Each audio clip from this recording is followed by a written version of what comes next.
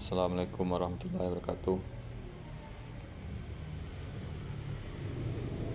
Di akhir zaman ini banyak sekali orang terkecoh, tertipu dengan orang yang hafal hadis, orang yang bercerita tentang mimpi, bahwa mimpi ketemu Allah, ketemu Nabi gitu, dan lain sebagainya gitu. Seseorang bisa saja menipu orang lain dengan dilengkapi dengan saksi-saksi gitu, didukung oleh pendukungnya bahwa dia adalah Imam Mahdi gitu. Dia lupa bahwa ciri khas dari Imam Mahdi itu hanya bisa dirasakan orang yang kolbunya bersih gitu. Saat seseorang berada bersama Imam Mahdi yang asli, orang akan merasakan ketenangan gitu. Seperti halnya orang berada di samping, duduk berdiri di samping Nabi Muhammad gitu. Itu secara zahir gitu. Secara batin, secara kolbu bisa dilihat bahwa Imam Mahdi itu mendapat petunjuk. Petunjuk di sini adalah petunjuk yang jelas gitu. Petunjuk yang arahnya kemana gitu. Bukan asal-asal petunjuk gitu. Karena banyak orang hafal hadis gitu, yang itu yang dijadikan sebagai bahan untuk menunjukkan ke manusia, ke orang-orang bahwa inilah petunjuk gitu. Padahal semua orang juga tahu gitu. Dia kumpulkan hadis-hadis atau dalil-dalil. Nabi pernah bilang begini, kita harus begini. Itu kalau semua orang kalau tahu hadis, semua orang bakal tahu juga gitu. Dan ada petunjuk-petunjuk yang tidak tertulis dalam hadis gitu, turunnya langsung ke kolbu gitu, dan ini sinkron dengan hadis gitu. Dan petunjuk seperti inilah yang sebenar-benar petunjuk gitu. Jadi orang berpikir Imam Mahdi itu mendapat petunjuk, ia dapat petunjuk gitu. Kemudian dia dapat petunjuk melalui mimpi gitu. Mimpi bisa jadi bisa melalui mimpi, bisa jadi enggak melalui mimpi gitu. Karena sejatinya Imam Mahdi itu mendapatkan petunjuk, ilmunya itu adalah ilmu laduni gitu. Nah, ilmu laduni ini turunnya itu per detik gitu. Bisa melalui mimpi atau tidak mimpi, secara langsung turunnya gitu. Itu turunnya langsung ke kolbu gitu. Bukan akal-akalan gitu. Jadi orang melihat belakangan seperti Muhammad Qasim oleh pendukungnya atau fanatik sama Muhammad Qasim gitu, menyangka bahwa dia Imam Mahdi gitu. Padahal bukan, udah jelas dia bukan Imam Mahdi gitu. Imam Mahdi itu turunnya bukan ke jidat gitu, jidatnya lebar. Jidat saya juga lebar gitu. Bahkan si Qasim nggak punya tahi lalat di pipinya gitu. Dan ini ada dalilnya gitu bahwa Imam Mahdi itu punya tahi lalat gitu.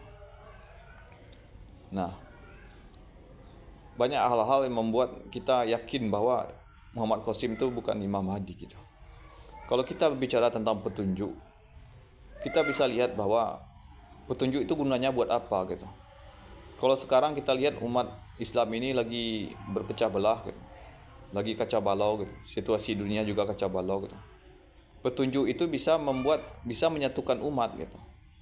Nah, kemudian petunjuk itu bisa membuat orang dekat sama Allah, jelas gitu arahnya gitu. Ketika kita lagi salat, ada dua pola bentuk petunjuk yang kita minta kepada Allah gitu. Yaitu saat kita membaca ihdinas siratal mustaqim gitu. Tunjukilah kami ke jalan-Mu ya Allah. Tunjukilah kami kepada jalan yang lurus itu. Kemudian wahdini, saat kita duduk di antara dua sujud gitu. Tunjukilah kami ya Allah gitu. Jadi petunjuk ini, kalau seseorang benar-benar dia adalah Imam Mahdi, dia tahu gitu maknanya, arahnya kemana gitu. Dua petunjuk yang ada dalam salat ini, kalau seseorang tahu makrifatnya gitu, makrifat ini Allah turunkan kepada orang yang bersih hatinya gitu. Orang yang benar-benar Allah naikkan gitu. Kalau ahli kolbu bilang di guidance, di upgrade gitu. Nah, ini diilhamkan oleh Allah. Allah langsung ilhamkan kepada dia gitu. Nah, jelas gitu bahwa kalau kita maknai ihdinas siratal mustaqim, itulah jalan yang lurus, itulah jalan kepada Allah gitu. Jalan kepada Allah itu apa? Kalau kita berhadapan sama Allah, kalau kita bertemu sama Allah, kita ucapkan apa gitu? Ya kita minta dijadiin kekasihnya gitu. Ya Allah, tunjukilah aku caranya gimana menjadi kekasihmu gitu. Itulah sebenar-benar petunjuk gitu, bukan petunjuk yang seperti yang digambarkan oleh si Qasim gitu. Petunjuk yang berbelit-belit gitu.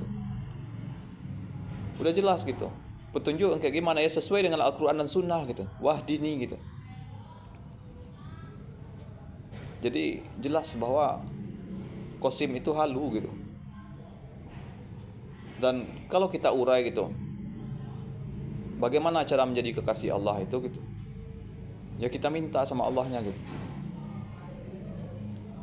Nah, kemudian ada beberapa yang lain makna dari ihdinas siratal mustaqim itu. Yaitu kita lihat di ayat berikutnya, itu siratal ladzina an'amta alaihim, itu orang-orang yang diberi nikmat, para nabi, rasul, siddiqin, salihin, dan syuhada. Sekarang nabi dan rasul udah nggak ada, cuma yang ada pewarisnya gitu. Siapa pewarisnya? Ya ulama gitu. Jadi ulama itu orang yang punya rasa takut sama Allah. Jadi rasa itu beda sama ilmu gitu. Rasa itu mainnya di kolbu gitu, bukan di otak gitu, bukan di hati, bukan di pikiran, bukan di akal dan pikiran gitu. Apakah seseorang atau begitu banyak manusia di atas dunia ini menyaksikan gitu ibadahnya si Muhammad Qasim? Enggak kan gitu. Jadi apakah Muhammad Qasim itu sebelumnya dia ahli maksiat, lalu karena diberi petunjuk dia tobat gitu, mendapatkan hidayah lah gitu? Enggak ada gitu. Jadi itu hanya klaim dari kelompoknya saja gitu. Memang benar dia tidak ngaku sebagai Imam Mahdi, tapi kelompoknya mengangkat ini, mengagung-agungkan Qasim itu nggak mengaku sebagai Imam Mahdi supaya kelompok ini dilirik oleh dunia gitu. Itu sebenarnya gitu. Jadi kelompoknya dilirik oleh dunia, yang intinya diarahkan ke Qasimnya gitu. Jadi jelas gitu. Orang melihat, berpikir bahwa Muhammad Qasim itu adalah Imam Mahdi adalah halu gitu. Kemudian untuk lebih jelas apa benar si Qasim ini keturunan Nabi Muhammad, ya gampang gitu, tes DNA aja gitu. Kita nggak perlu debat gitu. Kemudian seseorang kalau mengaku dia sebagai Imam Mahdi adalah tolol gitu. Kenapa gitu? Udah jelas Amerika dan musuh-musuh Islam itu lagi ngincar Imam Mahdi, mau dibunuh. Ini malah ngaku gitu.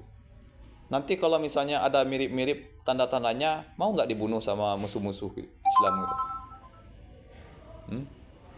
Ya kalau mau ya silakan gitu. Jadi kita perlu melihat bahwa petunjuk itu harus jelas gitu, mau kemana arahnya gitu. Kita nyari petunjuk itu apa? Petunjuk hidup gitu. Kita ini hidup arahnya kemana gitu? Ya ke Allah gitu. Ya, kita minta ke Allah itu gimana caranya kita sampai kepada Dia. Kalau kita udah sampai, kita pengen apa gitu? Saat kita berhadapan dengan Allah gitu, kita inginnya maunya sama Allah itu apa gitu? Ini harus diterangkan sama si Muhammad Qasim gitu. Bukan dia ngafal hadis kemudian dia ambil kesimpulannya sendiri gitu. Jadi umat harus cerdas gitu. Umat ini bisa cerdas kalau kolbunya bisa dibersihkan gitu, bukan ikut-ikutan gitu. Kemana orang banyak berpendapat, ke sana juga dia ambil kesimpulan, wah ini kuat berarti gitu, ini bagus gitu, ini benar gitu. Bukan gitu. Kadang sesuatu yang benar itu selalu ditantang gitu. Akan banyak kontroversi gitu. Jadi mudah-mudahan buat kita yang semua beragama Islam ini bisa berpikir gitu, berpikir dengan jernih gitu. Nah, sekian pemaparan kali ini. Mudah-mudahan bisa kita sikapi dengan benar gitu. Assalamualaikum warahmatullahi wabarakatuh.